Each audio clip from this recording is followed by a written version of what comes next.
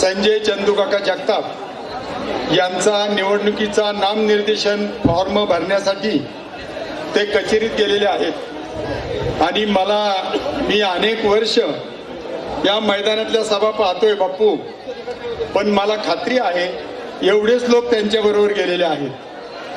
त्यामुळं प्रचंड गर्दी होणार आहे आणि म्हणून मी असा विचार केला, एवढ्या गर्दीत बोलायला वेळ मिळेल का नाही माहीत नाही, म्हटलं थोडीशी पातळ आहे तोपर्यंत बोलून घेतो.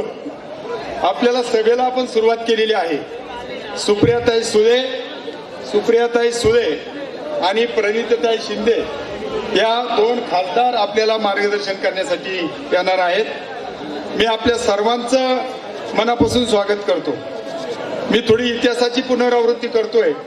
5 वर्षापूर्वी दत्ताबा 5 वर्षापूर्वी याच व्यासपीठावर मी भाषण केलेलं होतं आणि मी असं सांगितलं होतं, आमदार साहेब बोलत होते, काहीतरी विरोधी पक्ष त्यांच्याबद्दल चुकीचं बोलत होता आणि म्हणून आमदार साहेब थोडेसे विरोधी उमेदवारांच्यावर तापून चिडून अरेतुऱ्याची भाषा करून बोलत होते. मी त्यांना हात जोडून विनंती केली की आमदारांना, विरोधी पक्षाच्या आमदारांना सासोडमध्ये भांडणं करायची आहेत, वाद निर्माण करायचे आहेत, तुम्हाला शिव्या द्यायच्या आहेत, तुमच्या कार्यकर्त्यांना मारहाण करायची आणि तुम्ही त्याचा प्रति हल्ला केला की वर्तमानपत्रात द्यायचं आहे. सासोडचे लोक दादागिरी करतात, सासोडचे लोक ग्रामीण भागातल्या लोकांना त्रास देतात, सासोडचे लोक चुकीचं वागतात आणि म्हणून सासोडचा आमदार होऊ द्यायचा नाही. अशा चुकीच्या प्रवृत्तीला आपल्याला सहकार्य करायचं नाही. आणि मला सांगायला आनंद वाटतो, शेवटपर्यंत या क्षणापर्यंत या तालुक्याचे संजयराव आमदार झाल्यावर एकही राजकीय भांडण झालेलं नाही, कुणालाही अटक नाही, कुणालाही पोलीस स्टेशनमध्ये ठेवा असा त्यांनी फोन केलेला नाही, कुणावरही ते चिडलेले नाहीत आणि सासोडची कुणी बदनामी करेल असं ते वागलेलं नाही. काही लोक मला म्हणतात, तुम्ही एवढे गप्पा मारताय, सासोड मी 50 वर्ष राहतो, सासोड खूप चांगलं गाव आहे, माझी तर सासूरवाडी गेली, त्याच्यामुळे मला वाईट बोलण्याचं कारणच नाही. पण तरी एखादा माणूस निघतो तसा टीका करणारा, त्रास देणारा. आता परमेश्वराचा डोळा चुकून एखादा जन्माला येतो, त्याला काही पर्याय नाही, आपण ते मान्य करायचं. त्याच्यासाठी आमदारांनी काही त्रास घ्यायचा नाही. मी भक्कम आहे, मी त्याची व्यवस्था करतो. त्याच्यामुळे सासोड गाव हे अतिशय प्रामाणिक, बाहेरच्या येणाऱ्या माणसाला मदत करणारं आणि आमदारांच्या नेतृत्वाखाली शांतता भंग पावणार नाही याचं काळजी घेणारं गाव आहे. हे मी तुम्हाला मुद्दाम सांगू इच्छितो. निवडणुका आपण आज फॉर्म भरतोय, सगळ्यांचे तुम्ही पाहिले नाही म्हणलं तरी आपल्याला उत्सुकता असते, शेजारच्या घरात काय चाललंय. मला असं वाटतं इथल्या प्रत्येक माणसाने 2 दिवस कानोसा घेतलेला आहे. याचे किती माणसं, त्याच्याकडे कोण आले, तिकडून कोण आले, कोण बसलंय. आणि मला खात्री आहे, तुमची सगळ्यांची खात्री झालेली आहे की आपल्या उमेदवारा इतके कुठेही लोक नव्हते, एवढी संख्या कुठेही नव्हती आणि ही संख्या पवार साहेबांच्या विचाराला, महाविकास आघाडीला बांधील असणारी संख्या आहे.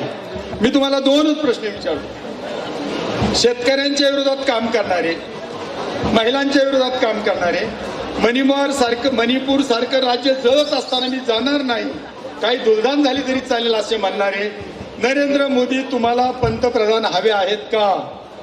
सगळ्यांनी उत्तर द्या. नरेंद्र मोदी तुम्हाला पंतप्रधान हवे आहेत का? नाही. जम्मू काश्मीरचे राज्यपाल सत्यजित मलिक यांनी असं भाष्य केलेलं आहे, जर तुम्हाला नरेंद्र मोदींना घालवायचं असेल तर महाराष्ट्रामध्ये महाविकास आघाडीची सत्ता आणा, नरेंद्र मोदीला पायउतार व्हावं लागेल.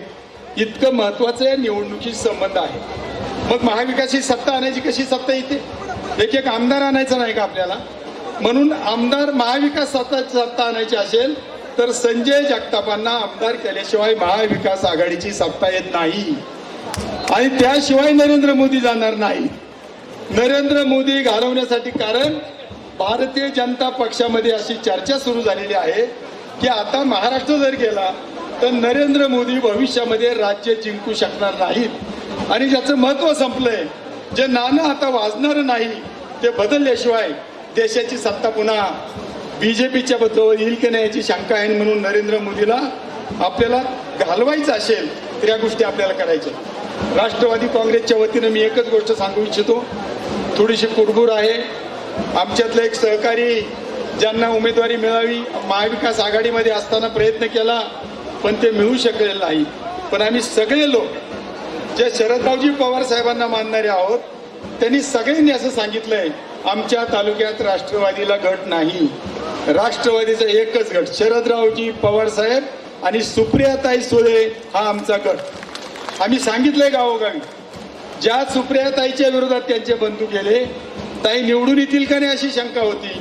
पवार साहेबाच्या डोळ्याला पाणी येईल आणि त्यांच्या या वयात त्यांचं मनोधैर्य खचेल असा प्रयत्न मोदींनी आणि शहानी अजितदादांच्या त्यांना बरोबर घेऊन केला.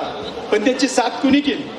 त्यांची साथ संग्राम थोपट्यांनी केली, त्यांची साथ संजयराव जगतापांनी केली.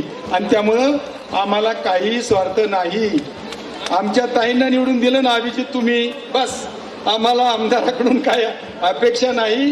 त्यांनी आम्हाला मदत करावी, त्यांनी आम्हाला सत्ता द्यावी, त्यांचं आमचं काम करावं काही नाही. आमच्या पवार साहेबाला साथ केली याच्यापेक्षा आम्हाला काही महत्व नाही. पवार साहेबांच्या विरोधात अजितदादा गेल्यानंतर मी साहेबांच्या भेटीसाठी गेलेलो होतो. मी मुंबईला गेलो होतो. आमदार साहेब काही त्यावेळेस राष्ट्रवादीचे आमदार नव्हते पण सगळ्यात आधी संजयराव जगताप गेले आणि त्यांनी सांगितलं साहेब आम्ही तुमच्या बरोबर आहोत, तुम्ही काही काळजी करू नका. आणि म्हणून आपल्याला सगळ्या गोष्टी करत असताना मी परवाच्या सभेत सांगितलं कशासाठी आमदार करायचे. आपली 5 वर्ष फार विचित्र अवस्थेत गेली. 3 वर्ष